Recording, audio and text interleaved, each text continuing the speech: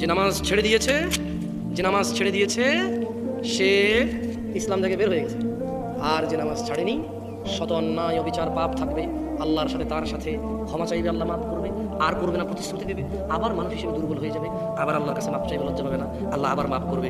এরপর এক পর্যায়ে আল্লাহ ঘোষণা দিয়েছে ইল্লা মান তাব, অথবা যে ব্যক্তি তার সমস্ত গুনাহ থেকে ফিরে আসে, ওয়া আমানা, আল্লাহর প্রতি ঈমান আনে, ওয়া আমিলা আমালান সলিহা, তার গুনাহ যত কিছুই হোক সে যদি ফিরে আসে, ঈমান আনে, মাপ চায়, ভালো কাজ করে, ফাউলাইকা ইউবাদদিলুল্লাহ সাইয়্যাতিহিম হাসানাত। এই যে লোকটা বলল জেনা করবে না, আবার করছে, চেষ্টা করছে না করা হয়ে গেছে, নেশা করবে না আবার করছে, সর্বোচ্চ চেষ্টা করেছে না করার পথে হয়ে গেছে।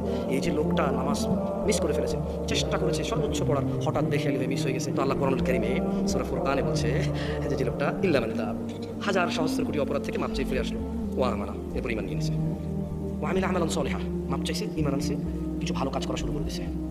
তাহলে বলছে ফাউলাইক, তার পিছনের যে হাজার লক্ষ কোটি সহস্র গুনাহ আছে, ইউবাদদিলুল্লাহ, আল্লাহ বদল করে দেবে গুনাহগুলোকে, শুধু মাপ না, এগুলোকে আল্লাহ বদলাই দেবে, এক্সচেঞ্জ করে দেবে, কিসে? সাইয়্যাতিহিম হাসানাত, নেকিতে পরিবর্তন করে দেবে সব গুনাহকে।